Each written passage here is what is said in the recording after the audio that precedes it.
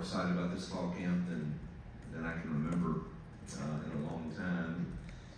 I think they sense that from our staff, and I sense it from them. So it's we had our first walkthrough last night, getting ready for a practice, really a practice today, this afternoon. So we'll have another walkthrough this morning. But I just think they're locked in and excited about what I see in the chemistry in our building, and obviously hope we can have a physical camp but stay safe.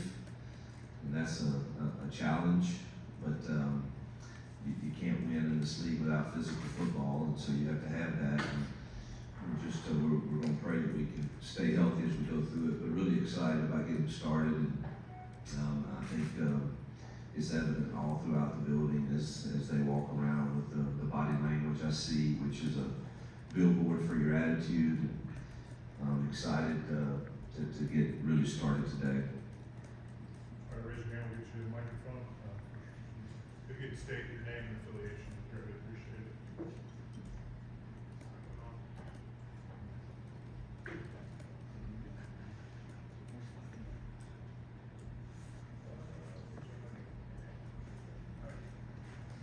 Sorry about that. Jason Caldwell, Auburn Recover. Any update on Malcolm Simmons and kind of his, his availability for you guys as you move forward? Based on the information that I've been given from our campus administration, who have knowledge of the matter, he's been cleared to participate in team activities. Yeah, Jay Tay with AuburnSports.com, and I'm part of the L3 network. Tell me a little bit about just practice, the attitude you guys have, and do you have your entire group of guys ready to go? Is there anybody that's still out? Yeah, Hollis is still, I think he gets to go in cleats today.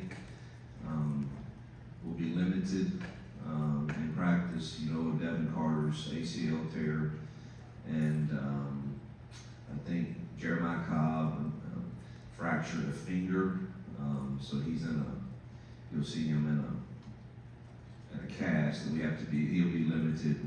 We got to make sure we get that thing healed exactly right. So he'll be in a yellow jersey also. Other than that, I think we expect it. There may be a few more yellow jerseys, but everybody else is participating. Is Darrell 100%? He's still one of those limited guys, but really, really close. Jacob Goins, ESPN 106.7 here in Auburn. When you look at the secondary, just from corners and safeties and even the nickel spot on paper, it's just loaded back there. So how do you and Coach Durkin kind of decipher what are you looking for this fall, and who's going to be playing in game one and throughout the year? Well, you're glad you have more depth, where you're not, somewhat feeling like there's a drop off, when you do rotate people or if you do have an injury. And so I think every team at this level would be excited to have that type of depth, and we do. Now, we've got to figure out, what their seat is on the bus. Who are the best nickels, and who are the best safeties, and who are the best corners. And I think we've got one thing I know, we've increased our length, and we've increased our speed and our depth. So that's exciting to us, and now we've got to figure out exactly all the pieces of where they go, and getting Champ back, he's finally cleared.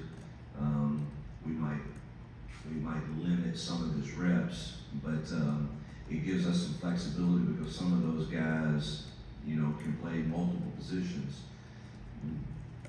We think Jay and Kaylee had fine years last year, but two's not enough, and so I like that room. I like the fact that we have more length, and when you think about even the young guys like Woodby and Starr, I think they're going to be good. But obviously Pleasant and Strader are guys that have experience and can play multiple spots back there. So we got the safety rotation too that I think is a lot deeper now. We're going to depend on some young kids to play there, but excited about the fact that we have some options.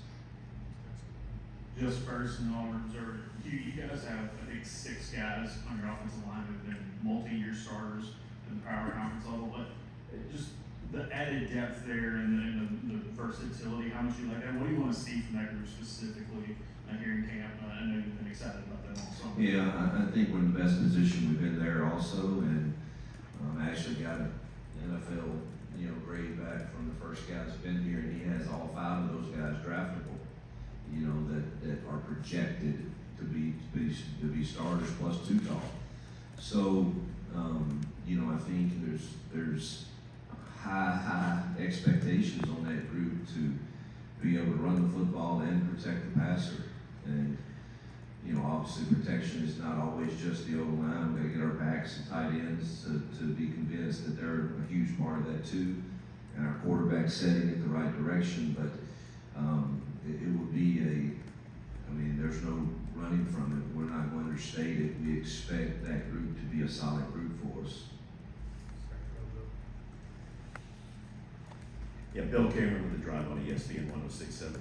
You had just about everybody here this spring, just a handful of guys that have come in. Just talk about how quick you expect them. You mentioned Rayshon a little while ago, Jay and James on the defensive line, Caleb, and then Ashton at quarterback. Yeah, and Jay Hardy also on that, and Duke. I guess that's probably the later arrivals. Probably easier for those DBs than it is quarterback and a receiver. But I expect the DBs not to really. They were here long enough for us to have those endo and install meetings that we had throughout the summer to, I think, somewhat catch up. And so I don't really, not as concerned about the D linemen and the DBs.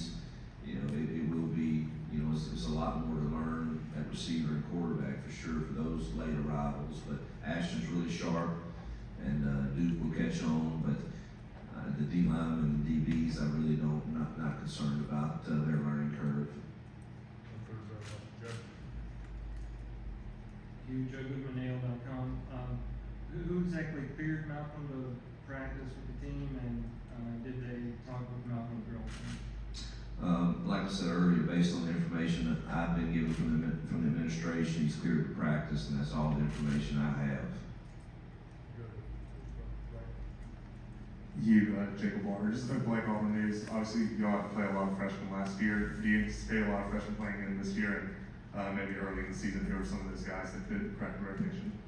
Yeah, the fortunate thing in that is we played a lot of freshmen last year that are talented, that will have another year under their belt, and you would hope you could get to a point pretty quick after a couple of recruiting classes that the dependence is not on just freshmen like it was somewhat last year at certain spots. So I hope we can bring, Sam has done a heck of a job at receiver. That room is deep, but he's playing really, really well. Duke is really, really talented. But again, there's some depth there that you would hope you can slowly bring those guys along and not throw people out there until they're ready. Same in Deuce's case, you want him to be ready because he is a really big talent. And so, and then you look at the D-line, I do expect Crawford and Autry to I don't know how many plays. I think what we're looking at in that D-line right now is more depth than we've had. But I think they need to buy into, and again, we hadn't started camp yet, so I could change this tune, but I'm hopeful that they'll buy into maybe give us 15 plays that are your fanatical best and be able to rotate those guys and then they'll do the right assignment with incredible effort. And I think with that depth we have, if they can buy into that, I think that's going to be better for them and for the team. So I do expect a couple of those young ones. Linebacker, expect Menendez to be in the mix there. Safeties, we got the 2 young, Winters and New Boy that I think, and I already mentioned those 2 freshman corners. That's probably Kel Ellis is going to be a really good football player. Is it ready this year? I don't know, but we like those freshmen too. But obviously we have a class in front of them that has a little more experience, so we'll have to see how that goes. Hugh Peter Ryder, physicality.com. The backup quarterback spot, how, I guess, open level is that competition between Ashton and Deuce, and do you guys plan on naming a clear backup, or is that going to be more of just a situational thing? Probably situational. You know, Ashton has a ton of experience with +1 runs at quarterback and with obviously throwing the football. He put up some really, really good numbers rushing wise in a good league. So I think you have to look at that a little differently. I'm not really wanting to throw Deuce out there and call quarterback runs. Not that he can't do it, but you know, you want him to be ready for all of that. And so Ashton probably, you know, you look at certain roles or certain situations, I think there's 2 different deals going on. If I need somebody going to throw a vertical route, Deuce may be the better option there, but so I think everything's situational there. We're gonna go front by Phil and then Brian. You, obviously, these being different days, and you got transfers every year, basically. All you guys talk a lot about culture and those kinds of things. How much of a challenge is it to develop that when you have that guys coming in here and obviously they expect to play or they probably wouldn't be here? Yeah, I think that's every coach's challenge right now. And the ones, once you get a depth chart that is close to equal to those that you're playing, I do think culture and chemistry will make a difference. And you know, that's something we work hard at and are very, very transparent with. That I'm not naive, but for a given year, like I told them last night, why not go all in? For this given time, we have committed to be a family. We've committed to be a team. And irregardless of whatever the outside noise is for you and when things start and you're not getting your time, you know, are you really all in? I mean, and for life, that is a great lesson, is to choose to be all in with those that you're with, where your feet are, where they're planted, and make that the best situation there can be. And then, heck, the next year we'll evaluate that again. I mean, that's just the reality of it. But for this period of time, I know from living, and you know from living, that, man, the best thing anyone can do is be the best at where you are with the situation that you have. And being at Auburn University is a pretty dang good situation for a young man to have and to be blessed to be at, to get an education and to be blessed by whatever it is that is agreed upon through other sources, revenue sharing, NIL, whatever that is. Man, what a blessing you have. And man, don't forfeit that blessing because the mental battles that can come with all the noise that you can see. You know, I told him last night, one of the things I'm convinced of is we have too many men that spend more time scrolling than they do sleeping. And, you know, it is a mental battle and it's a mental game. And I think the teams and staff that do the best at changing the mindset to buy into, man, we are a team for this given period of time. And we get to represent one of the greatest universities and greatest fans in the country. Man, do not waste this moment, these moments that we have to stack these days to be prepared for those opportunities. Did you ask a DJ to take it easy on Jackson Arnold during the spring to get Yes. the numbers up, and does that have to change during fall camp? Yeah, you know, I used to be so dogmatic back when, of course, you know, I used to just go tempo, and see, and then I was proud if we had 95 plays a game. Yeah, you know, and we scored a bunch of points, and that's the way I started as an OC, and carried that over from all my days at Lambeth, Arkansas State, and then at the beginning of the Ole Miss tenure. And then you start kind of finding out, maybe if I'd have managed the clock a little different there, we'd have won another game or two. And so I obviously changed that somewhat. And I also used to be very adamant that the number one priority of practice is for our quarterback to leave that field confident. And I am going back to that this year, and DJ's been awesome. And you know, the respect I have for him and the job he's gonna do, and we just got, I think we've got to be really intentional about what are we doing in this period, and making sure that our quarterbacks have an adequate chance to really be prepared to have success in it, and not try to win a drill, but try to get better in every scenario. And if it is, you know, dirty ball period where everything's being thrown at the quarterback, the quarterback should know that, and that's fine. But if it's not that, then let's work together to make sure we're preparing him. I mean, I think the worst thing we could do for any quarterback, and Jackson in this case, is to go out and practice this afternoon, and we have scripted plays that had zero chance of success because obviously we're not game planning right now for our defense. But so I think we've done a better job, Nix and DJ, of working together on, all right, what are we doing this period? And let's see if we can defend it. Let's see if we can execute it with the quarterback being really prepared for that, if that makes sense.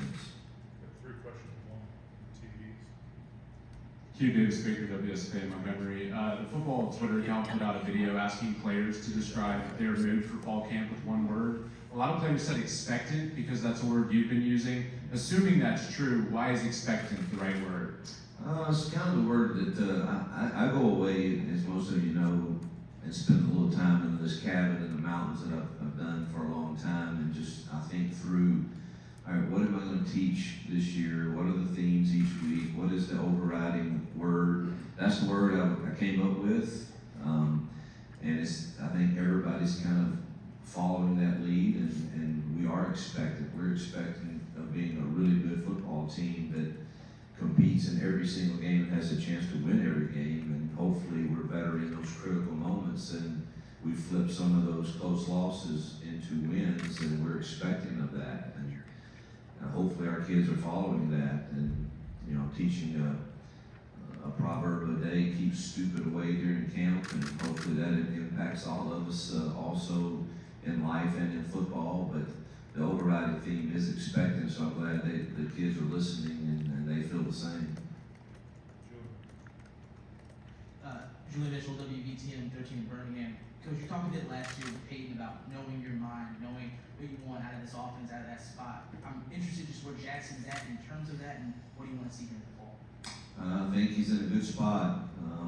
We obviously had a ton of walkthroughs throughout the summer. We had one last night. We watched it this morning. He was 100% in setting the protections, accuracy. The only thing that is, I'm probably not real clear right now, and we talked about it last night, he and I, on the field, is, knowing, you're not in a game plan situation when you're in walkthroughs, but all right, it's 3rd and 1. Coach, tell me your mind right here when you have this run called and it has RPOs on it. What are you thinking? And that's a long answer, truthfully, because it depends on field position, score of the game. Are we going for it on 4th down? Do we like that matchup out there with the receiver?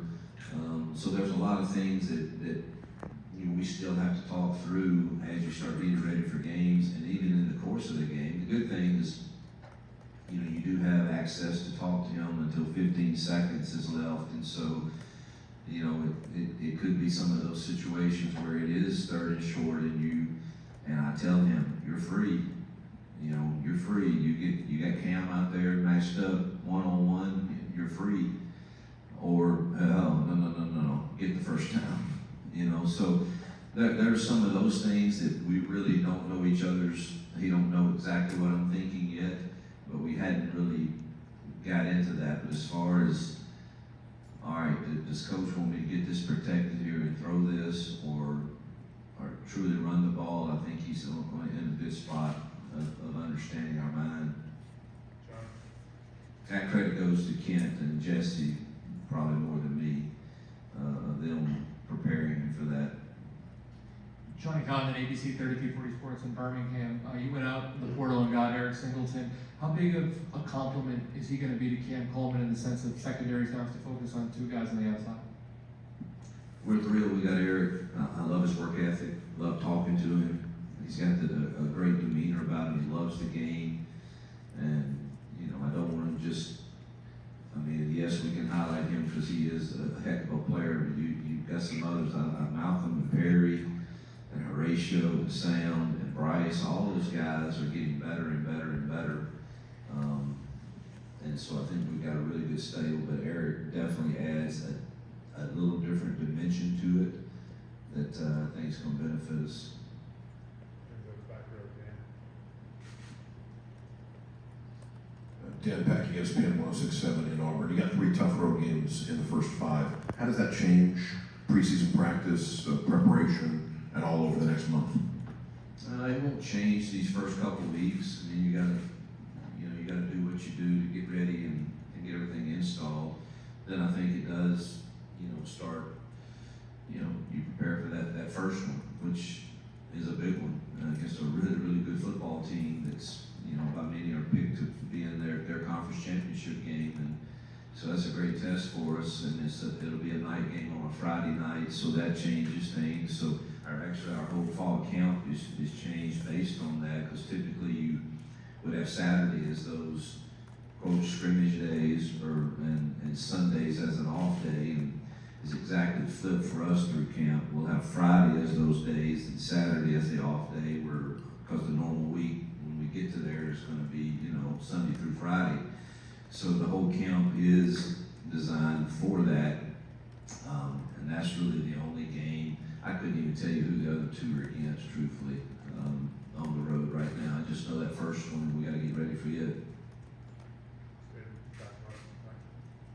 My kids work for Auburn. Coach, can you talk about the state of preparedness your team is in right now compared to your first 2 years? You've got a game coming up, you settled in the quarterback pretty early. How ready is this team to execute concepts that you're going to want to? And will this look like Hugh Freeze offense this year? I think we've done all we could to this point, starting back in February. Dom gave us a little of the 8 hours to spend 30 minutes here and there, even back in February with our team. And I think that's paid dividends, and we've stayed really consistent and not trying to do too much. I think that's been a problem. I think it's the second year in the same system on both sides, which has been beneficial to particularly those young kids. We haven't had to change things on kids, and it's the same verbiage, same people, same talk. And so it feels, we'll see today when we go out there and go to some team stuff, how many MAs and stuff there are, but it certainly feels like we're much further along than maybe years past. Hey Coach, Emily Grayson for the next round. You mentioned those expectations earlier. What do you think has been the biggest hindrance on meeting those expectations in years past for this team, and how does that change this season? Yeah, I think the whole deal will be they are expected and they do have confidence, but it's not until that confidence is credible that you really grow. And the only way for it to be credible is first have success out here in fall camp doing things and finding out this is who we are, we can do this, and our players know we can do this. And but then when it really takes off is when you have success in the win column. And that's what we've got to go do to really, I think this team has a chance to be a really, really exciting team to watch. Particularly can they get a win or 2 under their belt that even grows that confidence that they have right now. But right now they've got a pretty good swagger about them, and hopefully we can grow that throughout camp by the success we have. But really go get a W, and then they'll really be confident. Faith Richardson with the Auburn Blitz. Coach, how's your health been so far? How are your energy levels going into this camp? Yeah, I feel as good for this camp as I probably have in years. I don't think anything about the health right now, whether that's right, wrong, or indifferent. Now I talk to Doc wideouts. I had 3 of them text me yesterday, and they're awesome. I got a great team around me, but I just don't have any knowledge. I mean, I don't feel sick, and so, you know, my wife's got me taking all kind of natural things that you know, supposedly may cure prostate cancer, and we hope it does. We'll recheck it in January and see where things are. But other than an old back, you know, I feel great. Sometimes it gets a little tight, but I've had, you know, I had that deal at Liberty where I had the infection get in, and I'm always gonna have some arthritis there. But my energy's good. I feel great and excited about camp. Wrap up and come follow us, Jason. You mentioned faster team, but this is a bigger team, and running backs all over 200 pounds now. Has that been by design to be a bigger group of guys, especially on the line of scrimmage? Yeah, I don't really get hung up on the running back's weight, but it is good that you have some that have some girth to them. But there's no doubt you need length and girth in this league up front, and I think at linebacker too. And it helps if you have it in the secondary. I tell guys all the time when they're recruiting these guys from an offensive perspective, when we're talking about open receivers, length matters. Both sides, you know, you can have a shorter receiver that's actually winning the route by 2 yards, but the length of that DB gives it, and according to that receiver, it gives you no window. The quarterback doesn't really feel like that's a window. Whereas if the receiver is here and the DB's there, I see that window. And so length matters there, and it certainly matters up front. When you're rushing guys on the defensive front who have some length to them, it's uncomfortable for the quarterback. Jared Smith kind of, even if he's blocked, that window is a little cloudy because of the length. And so we've added that at tackle on offense too. Inside, you know, Jay and all of those 2 guys we brought in, they have more length and girth to them. Autry, you know. And you can't have that in every single one of them, but I think our length at linebackers gotten longer and faster. And so that's, yes, that's by design. You want more length and girth, particularly at a lot of positions.